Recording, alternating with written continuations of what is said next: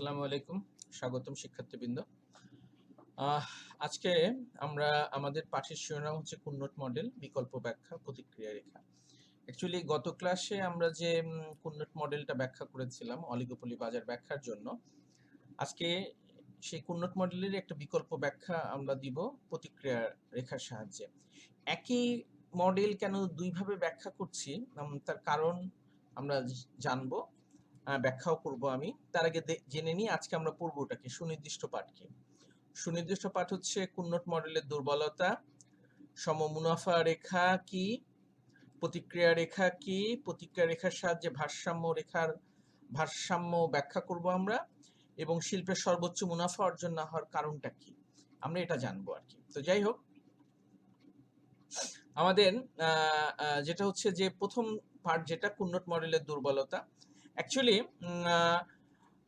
প্রকৃত কুন্নট মডেলে শূন্য উৎপাদন খরচ বা সমরূপ খরচ রেখা এবং সমরূপ চাহিদা রেখার ধারণার সাহায্যে ডুওপলি বাজারের ভারসাম্য ব্যাখ্যা করা হয়েছে। আমরা এর আগের যে কুন্নট মডেল দেখেছি সেখানে শূন্য উৎপাদন খরচ ছিল এবং দুটো ফার্মেরই চাহিদা রেখা একই রকম ছিল, এবং এইভাবে আমরা হচ্ছে ভারসাম্য কিভাবে অর্জন হয় ডুওপলি বাজারে আমরা সেটা ব্যাখ্যা করেছিলাম। তবে প্রতিক্রিয়া রেখার সাহায্যে এই দুটো রিজিড যে স্বতঃসিদ্ধ সেটাকে অতিক্রম করা সম্ভব হয়েছে। আর হচ্ছে বিষয়টি এরকম যে শূন্য উৎপাদন খরচ না হয়ে যে সমরূপ উৎপাদন খরচ হতে হবে এমনও কোনো কথা নেই। প্রতিক্রিয়া রেখার সাহায্যে কুন্নট মডেলের এই দুর্বলতাকে অতিক্রম করে কিভাবে ভারসাম্য অর্জন করা যায় ডুওপলি বাজারে কিংবা অলিগোপলি বাজারে সেটার ব্যাখ্যা করা হয়েছে। এখানে একটা কথা বলে রাখি, এই যে এখানে প্রতিক্রিয়া রেখা এবং হচ্ছে সম মুনাফা রেখা, সম মুনাফা রেখা আমরা জানবো, দুটো কনসেপ্ট ধারণা অর্থনীতির শিক্ষার্থী হিসেবে সকলের জানা খুব প্রয়োজন। এ দুটো হচ্ছে সম মুনাফা রেখা এবং হচ্ছে প্রতিক্রিয়া রেখা অর্থনীতির দুটো হাতিয়ার। যেমন নিরপেক্ষ রেখা অর্থনীতির একটা হাতিয়ার, চাহিদা রেখা অর্থনীতির বিষয়ের একটা হাতিয়ার। একইভাবে মুনাফা, সমমুনাফা রেখা, প্রতিক্রিয়া রেখা, এই বিষয়গুলো একজন শিক্ষার্থীকে জানতে হবে। একটু অতিরিক্ত হয়ে যাচ্ছে, তারপরও বলি, একজন শিক্ষার্থী যখন এমবিবিএস পাশ করে তখন কিন্তু পাশ করার সাথে সাথে তাকে ডাক্তার বলে সম্বোধন করা হয়ে থাকে, কিন্তু আমরা যখন ইকোনমিক্স থেকে অনার্স ডিগ্রি নিই কিংবা মাস্টার্স ডিগ্রি নিই, আমাদেরকে কিন্তু কেউ ইকোনমিস্ট বলে না। কারণ হচ্ছে আমাদের শিক্ষা ব্যবস্থার ক্ষেত্রে অনেক ত্রুটি এবং দুর্বলতা আছে। সে দুর্বলতাগুলো অতিক্রম করবার জন্যই এই বেসিক জায়গাগুলো, যেগুলোকে আমরা টাচ করি না, আমরা পড়াই না, সেই বিষয়গুলোকে আমরা চেষ্টা করছি সেই বিষয়গুলোকে ধরবার জন্য। এবং একজন যে প্রকৃত আগ্রহী শিক্ষার্থী যে আছে, সে যদি এই ভিডিওগুলো দেখে তাহলে পারে, এই ভিডিওগুলো অবশ্যই পাঠ্য বইয়ের বিকল্প না। পাঠ্য বই বুঝতে যেন সহজবোধ্য হয়, সহজে যেন পাঠ্য বই বোঝা যায়, সেই জন্য ভিডিওগুলো করা হচ্ছে। এই ভিডিওগুলোতে অনেক জিনিস বাদ দিয়ে যাওয়া হচ্ছে আর কি, প্রতিটা ভিডিওতেই। কিন্তু তারপরেও ফিগারগুলো কেমন ভাবে উপস্থাপন করছে যেন একবার দেখে নিলে বাদ বাকি যে বিষয়গুলো আমি বাদ দিয়ে যাচ্ছি সেই বিষয়গুলো তোমরা যেন বুঝতে পারো, সেই বিষয়, সেই মানে সেটাকে উদ্দেশ্য করে এই ভিডিওগুলোকে করা হচ্ছে। যাই হোক, এবার আমরা জানবো সমমুনাফা রেখা কি। সমমুনাফা রেখা হচ্ছে সমমুনাফা রেখার একটি স্থির মুনাফা নির্দেশের জন্য প্রতিদ্বন্দ্বী ফার্মের বিভিন্ন পরিমাণ উৎপাদন সাপেক্ষে আলোচ্য ফার্মের উৎপাদনের বিভিন্ন সমন্বয়ের নির্দেশ করে। অ্যাকচুয়ালি সমমুনাফা রেখার নামকরণের মধ্যে দিয়ে বোঝা যাচ্ছে যে এই রেখাটা সমান মুনাফা নির্দেশ করে। কার সমান মুনাফা নির্দেশ করে? আলোচ্য ফার্ম। আমরা যদি এ ফার্মকে যদি বিশ্লেষণ করতে চাই, তাহলে এ ফার্মের সমমুনাফা রেখাটা হচ্ছে এ ফার্মের সমমুনাফা রেখা। আমরা ডুওপলি বাজারে এ এবং বি যদি দুটো ফার্ম হয়, তাহলে দুটো ফার্মেরই সমমুনাফা রেখা থাকে আর কি, এবং দুটো ফার্মেরই প্রতিক্রিয়া রেখা থাকে। তো যাই হোক, কোনো একটা ফার্মের মুনাফা রেখা কি করে?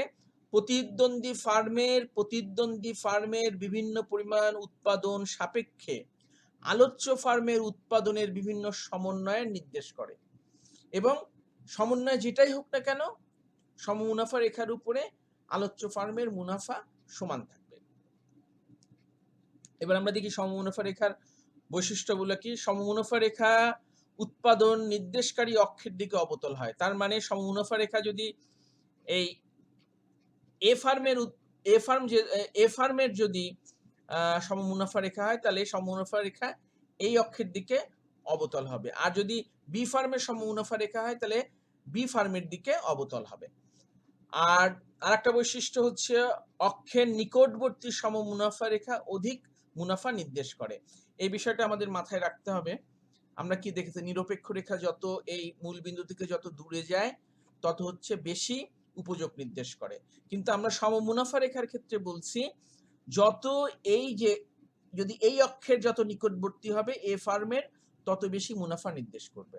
আবার যত বেশি এই অক্ষের দিকে মানে বি ফার্মের সমমুনাফা যত বি অক্ষের নিকটবর্তী হবে তত বেশি মুনাফা নির্দেশ করবে। হ্যাঁ, এটা একটা নতুন ধারণা, এটা তোমাদের মাথার মধ্যে রেখে দিতে হবে আর কি।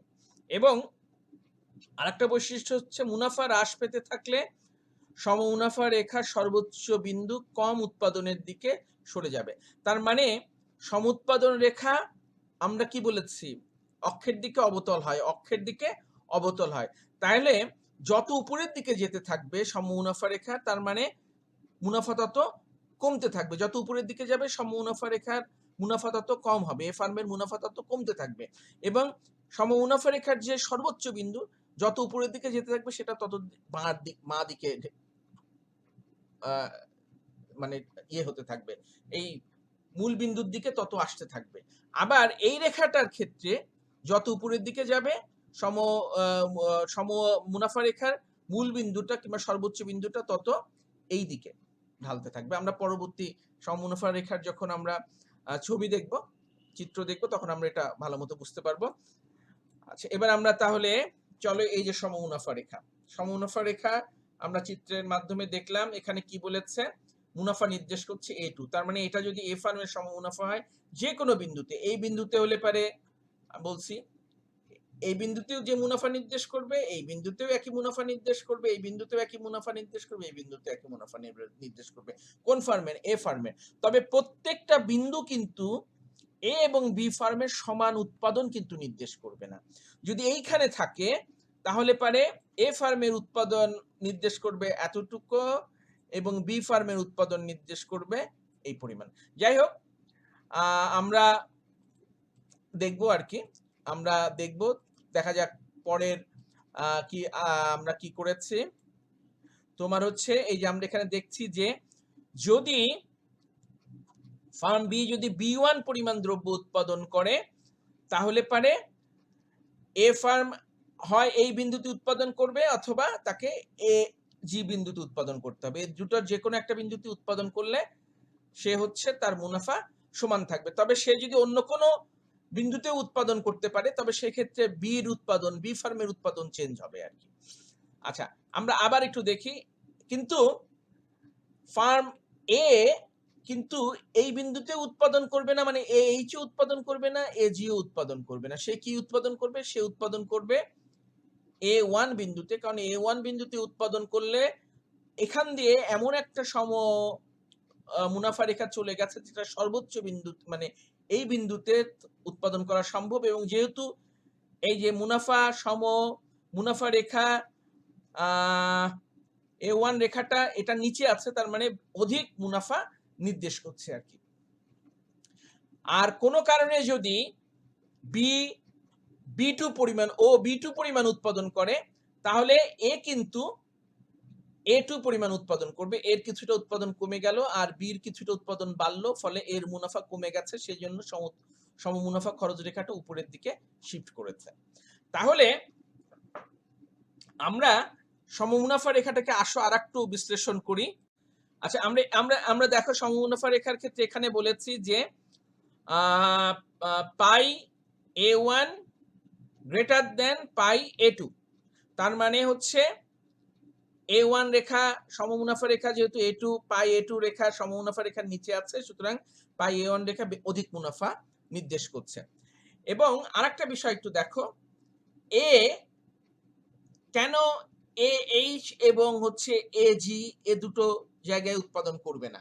উৎপাদন এই কারণে করবে না, কারণ AH কিংবা AG তে যদি উৎপাদন করে বি সাপেক্ষে বির উৎপাদন কিন্তু স্থির। বির প্রতিক্রিয়া রেখা উৎপাদন তৈরি করা হয় এই সম মুনাফা রেখা থেকে। কেন করা হয় তার আগে বলে নিই। বির উৎপাদন সাপেক্ষে এর প্রতিক্রিয়া দেখানো হয় আর কি। তাহলে বি ফার্ম যদি B1 ও এই B1 জায়গায় যদি এখানে যদি উৎপাদন করে, তাহলে এ কিন্তু যদি এই মুনাফা রেখায় থাকতে চায়, A2 মুনাফা রেখায় থাকতে চায়, তাহলে বির B1 উৎপাদন সাপেক্ষে সে AG তে উৎপাদন করতে পারে, AH এ উৎপাদন করতে পারে। কিন্তু AH এ উৎপাদন করবে না, AG তে উৎপাদন করবে না, সে উৎপাদন করবে A1 এ। A1 এ উৎপাদন করলে যে ঘটনাটা ঘটবে, E1 এ ভারসাম্য আসবে, তখন সে এই মুনাফা রেখাতে চলে আসবে, পাই A1 এ চলে আসবে। তাইলে বির সাপেক্ষে এর মুনাফা সর্বোচ্চ হচ্ছে। আর কোনো কারণে যদি বি তার উৎপাদন বাড়িয়ে B2 করা হয়, তাহলে এ উৎপাদন কমিয়ে দিবে, কমিয়ে দিয়ে A2 হবে, এবং এর মুনাফা কমে যাবে।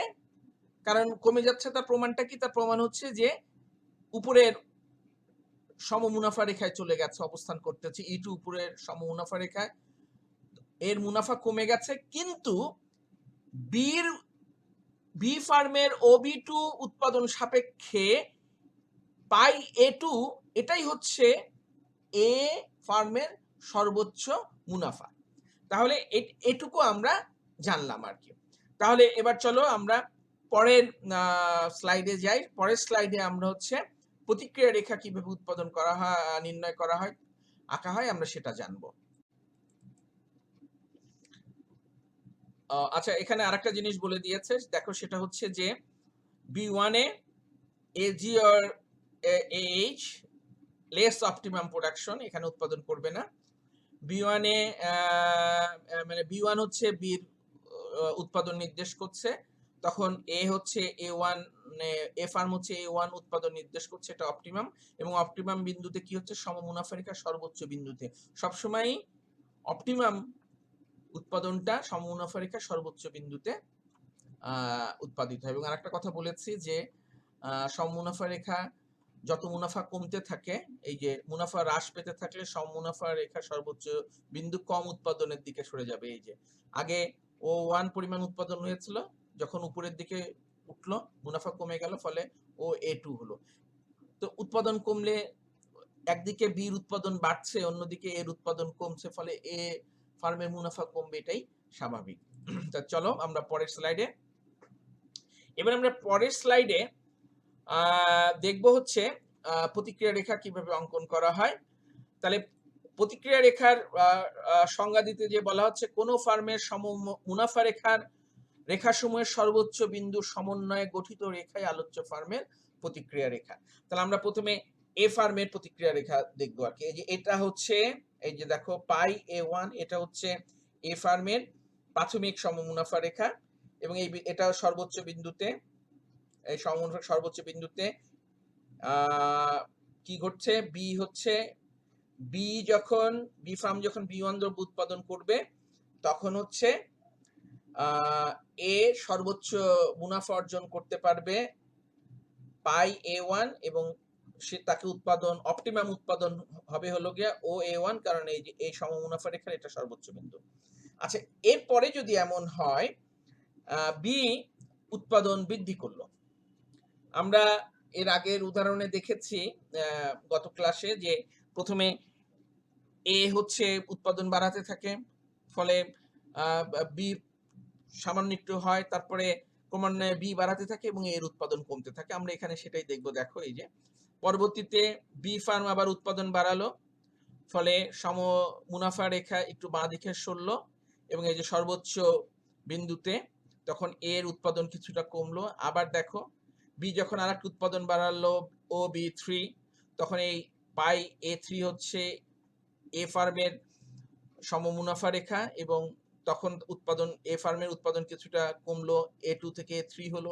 আবার বি ফার্ম যখন OB4 উৎপাদন বৃদ্ধি করলো, তখন এ ফার্মের উৎপাদন আরেকটু কমলো, A4 হলো। এবং এই যে, তাহলে এই যে প্রত্যেকটা বিন্দু, এই প্রত্যেকটা বিন্দু যোগ করেই দেখো তোমার হচ্ছে এই যে এর ফার্মের রিয়াকশন কার্ভ আমরা পেলাম। এই যে প্রত্যেকটা বিন্দু সর্বোচ্চ বিন্দু, এবং এখানে এই যে বলা হচ্ছে যে সবচেয়ে বেশি মুনাফা পাই A1 এর, গ্রেটার দেন পাই A2 A3 A3। আচ্ছা, A4। এরপরে হচ্ছে আমরা এটা তো এ ফার্মের রিয়াকশন রেখা দেখলাম, এ ফার্মের সমমুনাফা রেখা থেকে এ ফার্মের রিয়াকশন রেখা দেখলাম। এবার যদি আমরা বি ফার্মের ক্ষেত্রে দেখি তাহলে কি ঘটবে দেখো। বি ফার্ম হচ্ছে কি, বি ফার্ম যদি এ ফার্ম যদি ও A1 পরিমাণ উৎপাদন করে, তাহলে বি ফার্মের এই সাপেক্ষে সর্বোচ্চ মুনাফা হবে পাই B1, এবং তখন তাকে উৎপাদন করতে হবে ও B1।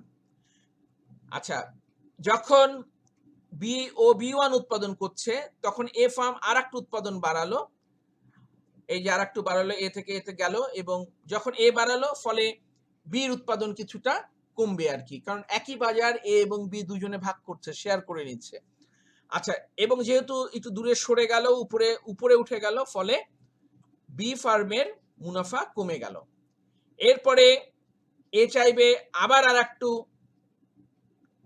বাজার ধরতে, কারণ বি যতটুকু বাজার ছেড়েছে তার আংশিক বাজার আবার এ ধরার চেষ্টা করবে, এ আর একটু উৎপাদন বাড়ালো, এবং বাড়ালোর ফলে তখন যখন বাড়ালো এবং তখন এ বি আবার এই যে এখানে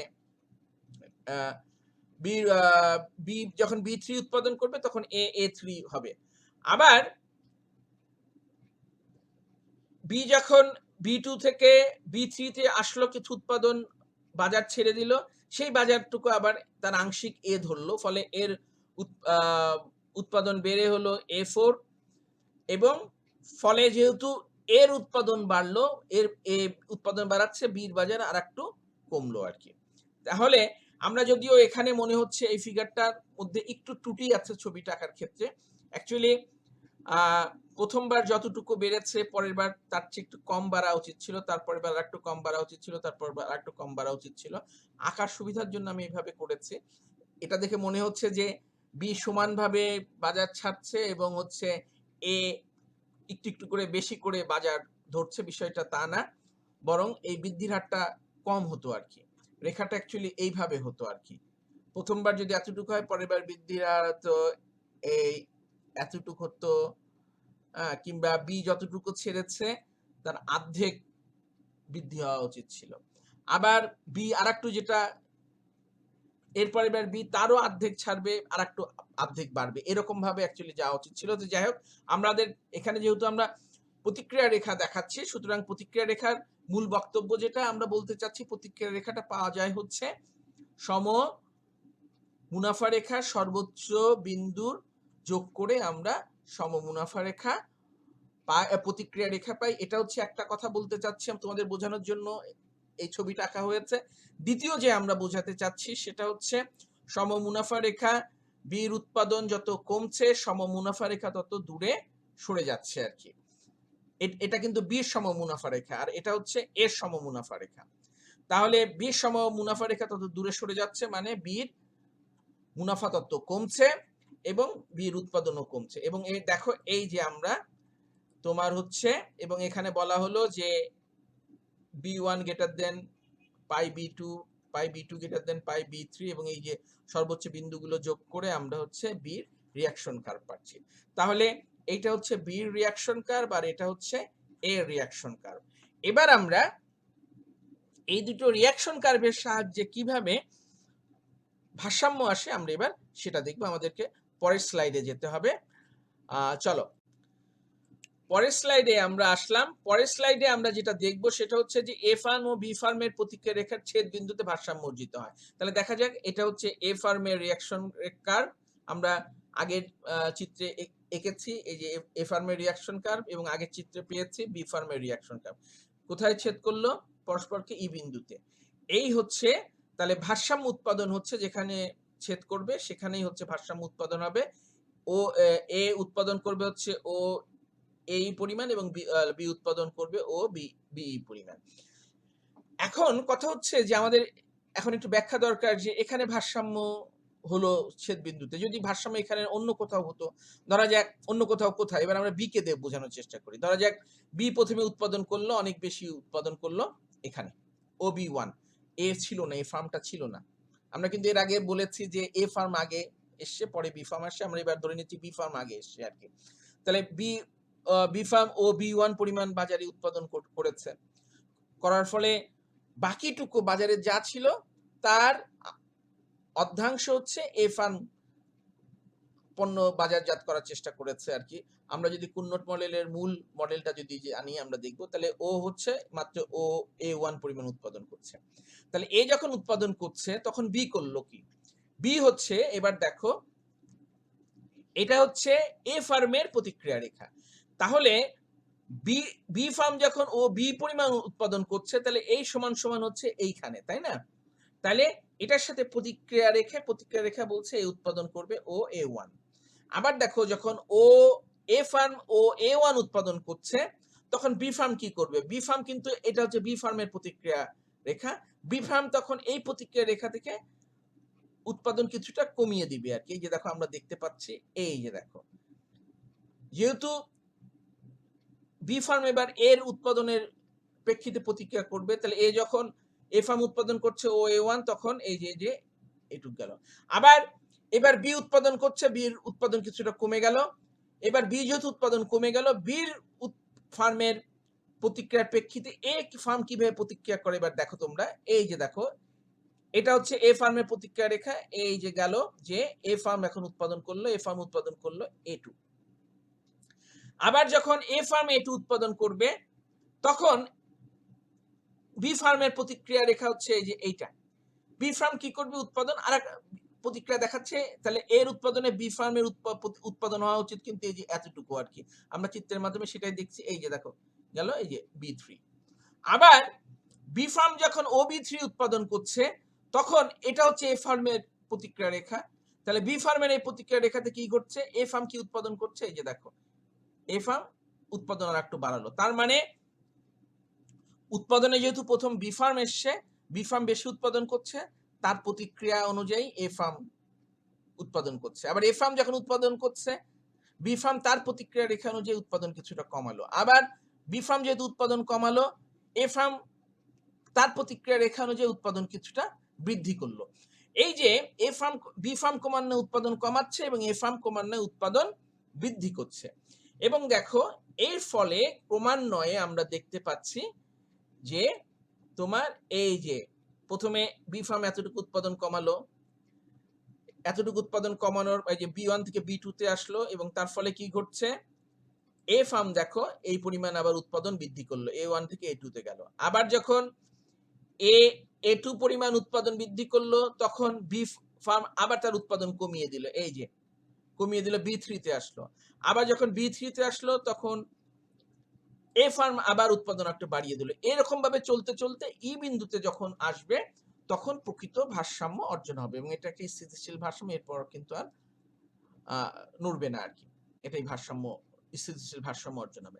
আচ্ছা, আমরা এদিক থেকে দেখলাম যদি বি ফার্ম প্রথমে, যদি এ ফার্ম প্রথমে করতো তাহলে কি হতো, এ ফার্ম যদি ধরা যাক প্রথমে এই পরিমাণ যদি উৎপাদন করতো, ফার্ম এতটুকু হলে বি ফার্ম হচ্ছে এই পরিমাণ উৎপাদন করতো, বি ফার্ম উৎপাদন করতো এই পরিমাণ, তারপরে প্রতিক্রিয়া এ ফার্ম আবার উৎপাদন কমিয়ে দিত এতটুকু,